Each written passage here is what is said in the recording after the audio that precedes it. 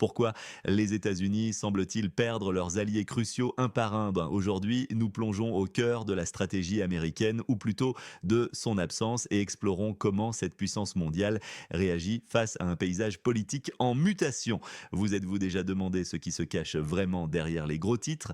Question à vous, où vous nous regardez actuellement? Écrivez votre ville et votre pays dans les commentaires ci-dessous. Donald Trump a récemment publié une déclaration sur les réseaux sociaux affirmant: «Il semble que nous ayons perdu l'Inde et la Russie à cause de la Chine, qu'ils aient un avenir long et prospère.» Cette sortie publique intervient après un sommet à Séoul. Cette déclaration n'est pas sans rappeler une précédente où Trump avait insinué un complot de ces nations contre les États-Unis. En réponse à cette dernière assertion, le président russe Vladimir Poutine a simplement qualifié Trump de blagueur, balayant ainsi ses propos d'un revers de main. Cette dynamique s'inscrit dans un contexte où la politique étrangère américaine, du Venezuela à Taïwan, semble se désintégrer en chaos. Il n'y a plus de stratégie claire, mais une suite de réactions aux scandales et des guerres sans réel objectif. Question à vous, d'où nous regardez-vous en ce moment précis? Ville, pays, et pourquoi pas l'heure locale pour nous aider avec le timing des futures émissions? Cette situation n'est pas juste un délire, c'est le signe irréfutable de l'effondrement de la stratégie américaine. Le problème n'est pas uniquement l'Inde et la Russie, le Pakistan, la Mongolie, l'Afghanistan, le Kirghizistan, la Biélorussie, pratiquement tous les pays que Trump a négligés, sont dans une meilleure position que les États-Unis. Est-ce un signe de faiblesse? Certains diront que la force est dans la vérité, mais que signifie cela lorsque les dirigeants agissent comme des adolescents capricieux? Pour Larry, expert en la matière, les commentaires de Trump sont déplacés et ne profitent à personne. Ils ne font que renforcer l'alliance entre la Russie, l'Inde et la Chine. Quelle est la vraie stratégie derrière cette rhétorique? Votre pronostic, quand Donald Trump changera-t-il réellement de stratégie extérieure? Moi, année plus une raison. L'administration Trump, selon les observateurs, semble divisée en factions qui ne communiquent pas efficacement. L'Inde, par exemple, est considérée comme déloyale parce qu'elle ne renonce pas au pétrole russe malgré les pressions. De plus, les relations avec la marine indienne, autrefois si étroites, se détériorent. S'agit-il d'un manque de vision stratégique de la part de Trump, ou est-il simplement incapable de comprendre les complexité géopolitique? Pour certains, il s'agit d'une ignorance flagrante de l'histoire, notamment des liens de longue date entre les États-Unis et le Pakistan, ou le rôle de la Chine dans la Seconde Guerre mondiale. Des experts rappellent que la Chine a supporté la majeure partie des forces japonaises, contribuant ainsi de manière significative à la victoire alliée, une contribution souvent ignorée ou minimisée. Cette réécriture de l'histoire, ce mythologisme constant, est-il un danger pour l'image américaine dans le monde? Larry a raison, mais ce n'est pas tout. Notre incompréhension de l'histoire, notre incapacité à apprécier ces relations complexes remontent à bien plus loin. La Chine et la Russie croient qu'elles ont gagné la Seconde Guerre mondiale. C'est une réalité factuelle que certains essayent de réécrire. Pourquoi? Qui cherche à manipuler l'histoire pour ses propres fins? Une fois, un général me disait: Messieurs, les détails comptent. Si vous n'y prêtez pas attention lors de l'entraînement, vous les ignorerez au combat et vous mourrez.» Non, c'est une métaphore puissante pour la situation actuelle des États-Unis. Si la Chine développe des infrastructures de pointe, ponts, trains à grande vitesse, villes magnifiques, alors que les États-Unis dépendent de la Russie pour leurs voyages spatiaux et voient leurs infrastructures se détériorer, n'est-ce pas un signe que l'attention aux détails a disparu au plus haut niveau? La Chine ne cherche pas la guerre. Pourquoi le ferait-elle alors qu'elle domine économiquement?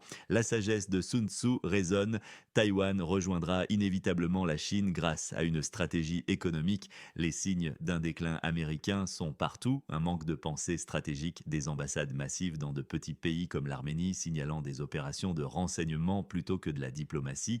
Tout cela alors que l'opinion publique américaine est constamment alimentée par un sentiment anti-chinois basé sur des mensonges et une ignorance historique.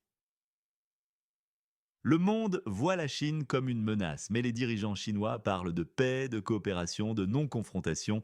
Ils se concentrent sur la défense, pas sur l'agression. Pendant ce temps, des personnalités américaines affirment que l'équipement militaire chinois est volé aux États-Unis et que nous sommes la seule superpuissance. Cette perspective déconnectée de la réalité est honteuse pour certains. Larry, comme d'autres, souligne l'absurdité de ces déclarations. La guerre et la paix sont des choix décisifs. Question à vous, quelles mesures, quelles sanctions pourraient réellement changer la situation dans la région du Levant? Soyez précis. Le Venezuela est une autre illustration de cette politique désastreuse. Les récits officiels sur le trafic de drogue et les confrontations navales ne tiennent pas la route pour les experts.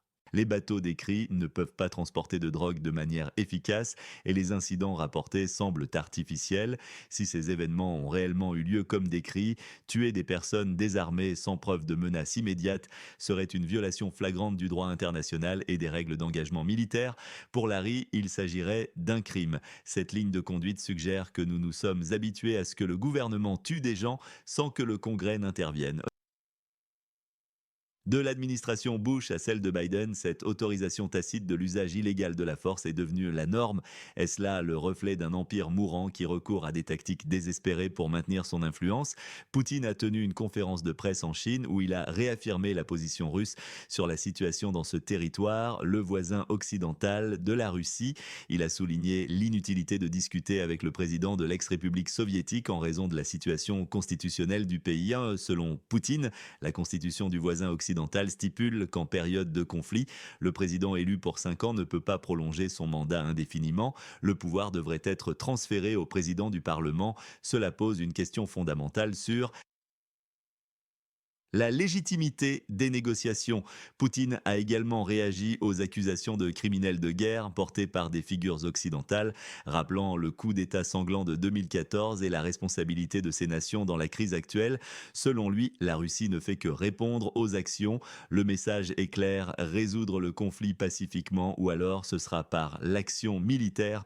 Un ultimatum sans équivoque qui vous semble le plus fiable quand il s'agit de la politique de la Russie et de son voisin occidental. Partagez un expert ou un média qui est votre référence.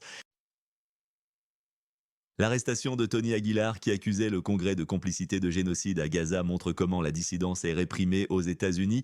Aguilar a été arrêté pour avoir interpellé le Congrès sur Gaza, dénonçant un génocide. Les lanceurs d'alerte sont désormais traités avec une fermeté alarmante, ce qui soulève des questions sur la liberté d'expression. Le cas de la Cisjordanie et les intentions des sionistes d'Israël d'en prendre possession, encouragées par Trump, sont également source de préoccupation. L'interdiction d'entrée aux États-Unis pour les Palestiniens et la poursuite des meurtres révèlent une situation désastreuse et le silence d'autres nations, à l'exception des Houthis du Yémen, est assourdissant. L'Iran, un acteur clé dont nous n'avons pas encore parlé, évolue aussi. Les médias iraniens et les politiciens iraniens penchent de plus en plus vers l'Est. Les relations avec la Russie et la Chine sont cruciales pour la survie économique du pays. Les États-Unis n'ont pas su adapter leur approche. Ces 10 dernières années, en 2015, les mêmes nations qui imposaient des sanctions à l'Iran sont maintenant ses partenaires stratégiques. C'est un revirement complet. Aujourd'hui, on voit même des frictions comme les accusations d'un membre du Parlement iranien selon lesquelles la Russie soutiendrait Israël. Mais cette rhétorique reflète-t-elle la volonté du peuple iranien de basculer entièrement vers l'Est? L'Iran semble vouloir simplement survivre dans un échiquier géopolitique complexe où les alliances changent radicalement. C'est un monde ambigu qui rendrait George Orwell fou. Ne pensez-vous pas que devrions-nous fact-checker dans notre prochaine émission? Proposez-nous une affirmation ou un chiffre à vérifier. Les accusations selon lesquelles Israël achète le Congrès américain persistent. Cependant, la vraie raison de ce qui se passe au Levant, selon les experts, est le désir des néoconservateurs et des mondialistes de créer le chaos. Ce chaos viserait à renverser des régimes comme celui de Téhéran et pour certains, cela pourrait être un moyen d'ouvrir la voie à une nouvelle forme de domination régionale. Ce sale boulot, comme le décrit Larry, est mené par d'autres. Acteur, mais est tout aussi insensé et mal exécuté que n'importe quelle intervention américaine passée. Cela permet de sauver des vies, de l'argent et du sang américain, un calcul cynique qui profite aux politiciens. Le pivot de l'Iran vers l'Est n'est pas un signe d'opportunisme, mais de survie. En 2015, la Chine et la Russie étaient alignées avec l'Occident pour sanctionner l'Iran. Aujourd'hui, elles sont ses partenaires vitaux. Ce changement reflète l'échec de la politique de pression et d'isolement de l'Occident. L'opinion publique et la sphère sphère politique iranienne intègre cette nouvelle réalité. Les dirigeants de Téhéran se tournent vers l'Est non par choix idéologique mais par nécessité pour le développement et la survie de leur économie. L'Iran est un acteur résilient dans un dit monde en mutation rapide. Quels événements dans le secteur des relations internationales sont le plus sous-estimés par les médias grand public? Nommer un événement et expliquer pourquoi. Pendant que Fox News délire sur l'Europe et le gazoduc Sibérie-Chine, la réalité est qu'un troisième gazoduc est en discussion entre la Russie et la Chine. Cela représente 15% de l'énergie chinoise pour les 10 prochaines années. Et certains sur Fox News se demandent s'il ne faudrait pas le faire sauter. Comme Nord Stream, c'est terrifiant. Pendant ce temps, les États-Unis déclarent être les meilleurs et les plus cool, mais ils ont dépendu des Russes pendant 20 ans pour envoyer leurs astronautes dans l'espace. La Chine, elle, construit les plus hauts ponts du monde, des trains à grande vitesse et a connu une transformation sans précédent en 50 ans. Pourquoi les États-Unis ne veulent-ils pas reconnaître ce génie? Au lieu de se remettre en question, ils préfèrent dénigrer et minimiser les réussites des autres. C'est de la suffisance. L'Amérique doit faire face à cette réalité. La comparaison entre la chorégraphie des parades militaires russes et chinoises, méticuleuses, et le laisser-aller américain est frappante. Les détails importent, mais les généraux américains sont plus préoccupés par leur retraite que par l'entraînement. L'histoire du général Bruce Clark et du mégot de cigarette est édifiante. Un officier exemplaire ne laissait passer aucun détail, même le plus insignifiant. Aujourd'hui, nos généraux ne ramassent même plus les mégots. C'est une métaphore de notre déclin. Notre armée est brisée, notre leadership militaire est absent, c'est une situation alarmante. Le budget de la défense américain s'élève à des centaines de milliards de dollars, mais l'efficacité et la préparation réelle de l'armée sont remises en question. Le gaspillage, la bureaucratie excessive et le complexe militaro-industriel hypertrophié sapent les fondations même de la puissance américaine. Les États-Unis, qui se targuent d'être la première puissance militaire mondiale, peinent à maintenir leur supériorité technologique face aux avancées rapides de la Chine et de la Russie. Les programmes de développement d'armement sont souvent entachés de retard et de dépassement de coûts, tandis que les adversaires potentiels intègrent de nouvelles technologies, notamment dans les domaines de l'intelligence artificielle, des cyberattaques et des missiles hypersoniques. Cette dynamique crée un fossé croissant entre les ambitions affichées et les capacités réelles. Face à ces défis, la doctrine militaire américaine semble hésiter entre la projection de puissance à l'échelle mondiale et la nécessité de se doter d'une défense agile et moderne capable de répondre aux menaces asymétriques. La dépendance économique des États-Unis vis-à-vis de la Chine est également un facteur critique souvent sous-estimé. Malgré la rhétorique agressive et les tentatives de découplage, les chaînes d'approvisionnement mondiales restent profondément imbriquées. De nombreux produits de consommation courante, composants électroniques et même certains matériaux stratégiques sont fabriqués en Chine ou dépendent de l'approvisionnement chinois. Cette interdépendance rend toute confrontation directe extrêmement coûteuse pour l'économie américaine, soulignant la complexité d'une stratégie qui cherche à la fois à contenir et à dépendre d'une puissance concurrente. En outre, la montée en puissance du rôle du yuan chinois dans les échanges commerciaux internationaux, bien que lente, constitue une menace à long terme pour la domination du dollar américain comme monnaie de réserve mondiale. Les initiatives chinoises, telles que la Banque asiatique d'investissement pour les infrastructures, BAI, et le projet de la nouvelle route de la soie, Belt and Road Initiative, offrent des alternatives aux institutions financières dominées par l'Occident et renforcent l'influence économique de Pékin dans les pays en développement. Ces évolutions, bien qu'indirectes, érodent progressivement les piliers de la puissance américaine. La perte d'influence diplomatique américaine est également manifeste dans des régions traditionnellement alliées. L'Europe, par exemple, cherche de plus en plus à affirmer son autonomie stratégique.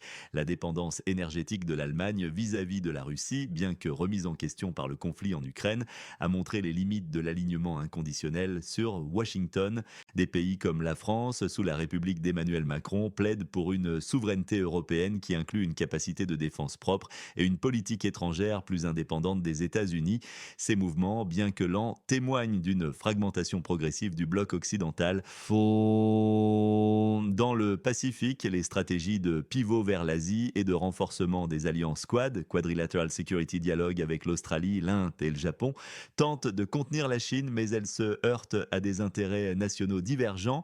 L'Inde, malgré son adhésion au Quad, maintient des relations stratégiques avec la Russie et ne souhaite pas s'aliéner Pékin sur tous les fronts. Les pays d'Asie du Sud-Est, quant à eux, naviguent navigue entre les deux superpuissances, cherchant à tirer parti des avantages économiques offerts par la Chine tout en bénéficiant de la garantie de sécurité américaine. Cette approche multilatérale des États-Unis se révèle souvent moins efficace que l'approche économique bilatérale de la Chine. Le défi posé par la Chine n'est pas seulement militaire ou économique, il est aussi idéologique. Pékin propose un modèle de développement alternatif axé sur l'étatisme et la croissance rapide qui séduit de nombreux pays en développement. L'efficacité du modèle chinois dans la lutte contre la pauvreté et dans la modernisation des infrastructures contraste avec les difficultés et les inégalités croissantes observées dans de nombreux pays occidentaux. Cette compétition de modèles est une dimension cruciale de la rivalité géopolitique actuelle et les États-Unis semblent y être mal préparés, peinant à articuler une vision positive pour l'avenir qui soit aussi convaincante que celle de la Chine. La montée de l'endettement public américain, la polarisation politique interne et la fragilisation des institutions démocratiques sont autant de facteurs qui sapent la crédibilité et l'attractivité des États-Unis sur la scène mondiale. Les cycles électoraux tumultueux, l'extrémisme politique et les divisions sociales profondes affaiblissent la position américaine. L'idée d'une démocratie stable et d'une société unie, souvent présentée comme un modèle, est mise à mal par des réalités internes complexes. Oh, la politique de Washington est-elle le reflet d'une pensée stratégique ou d'un système réactif pris au piège par sa propre bureaucratie et l'industrie de la défense? Les États-Unis n'ont pas de stratégie cohérente, mais une dépendance aux réactions émotives et aux complexes militaro-industriels. Cela conduit à un démantèlement de la Russie et à une destruction de la Chine, quels qu'en soient les coûts, et ce, sans vision à long terme. La situation actuelle des États-Unis est celle d'une puissance qui semble perdre son chemin, engluée dans des conflits sans fin et des rivalités de pure forme, plutôt que de s'adapter aux réalités d'un monde multipolaire en constante évolution. La remise en question de ses propres fondations, de ses alliances et de sa stratégie est plus que jamais nécessaire, faute de quoi le déclin pourrait bien devenir irréversible. Que faire? La question n'est pas seulement de savoir qui contrôle les vastes ressources énergétiques de la Caspienne, mais aussi de comprendre que le pouvoir se déplace vers l'Est.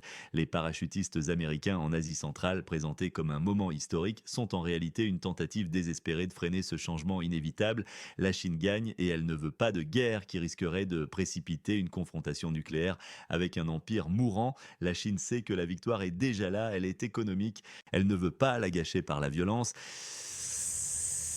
Finalement, comment allons-nous faire la guerre à l'avenir? Quels sont les enjeux réels quand les grands de ce monde tombent dans ce piège? Si vous nous soutenez vraiment, abonnez-vous, appuyez sur la cloche et partagez cette vidéo. C'est la seule façon d'obtenir une analyse honnête sans la censure.